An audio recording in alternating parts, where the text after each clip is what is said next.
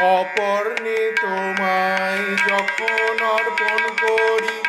ভোলানাথ ছিলেন মুষ্টির ভিখারি, এখন নাকি তার দাঁড়ে আছে দাড়ি। এখন নাকি তার দাঁড়ে আছে দাড়ি। দেখা পাই না তার ইন্দ্র চন্দ্র জমে।